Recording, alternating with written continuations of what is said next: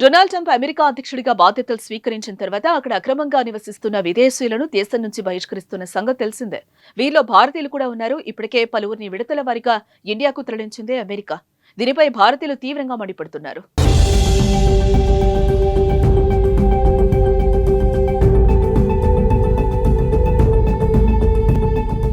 ఇప్పటికే America Trump వలసదారులతో వ్యవహరిస్తున్న తీరు అందరినీ అవమానించినట్టుగా భావిస్తున్నారు. అయినా సరే ట్రంప్ ఏ మాత్రం పట్టించుకోకుండా అమెరికా శాంతి భద్రతలు, లీగల్ మైగ్రెంట్స్ సేఫ్టీని ముఖ్యమని చెప్తున్నారు.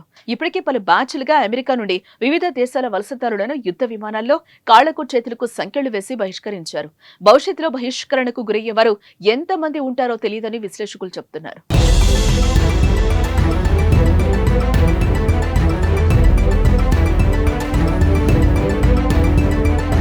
Transactional records access clearing house అందించిన తాజా ఇమిగ్రేషన్ డిటెన్షన్ డేటాపై నార్త్ అమెరికన్ పంజాబీ అసోసియేషన్ ఆందోళన వ్యక్తం చేసింది. ఫిబ్రవరి 9 నాటికి immigration and customs enforcement America వ్యాప్తంగా దాదాపు 41,169 మందిని నిర్బంధ కేంద్రాల్లో ఉంచిందని తెలిపింది. ఐసీఈ కస్టడీలో ఉన్న వారిలో 55% అంటే దాదాపు 22,538 మంది ఖైదీలకు ఎలాంటి నేర చరిత్ర లేదని NAPA executive director Satnam Singh Chahal తెలిపారు. ట్రాఫిక్ ఉల్లంఘనలతో సహా చిన్న నేరాలకు ఎంతో మందిని అదుపులోకి తీసుకున్నారని చాహల్ మండిపడ్డారు.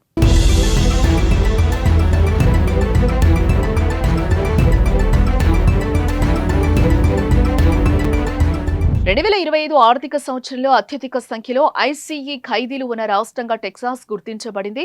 ICE customs and border protection కలిసి 2025 జనవరిలో 21,959 మందిని అరెస్టు చేశారు.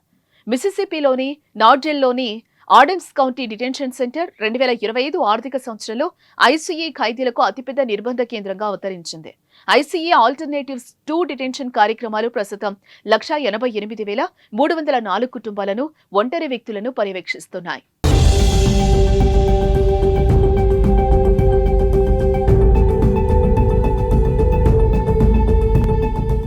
శాన్ ఫ్రాన్సిస్కో రీజనల్ కార్యాలయం అత్యధిక మందిని పర్యవేక్షిస్తోంది. మొత్తం ఖైదీల్లో భారతీయ ఖైదీల సంఖ్య ఎంత అన్నది ఇంకా తెలియరాలేదని సత్నాం సింగ్ చాహల్ తెలిపారు.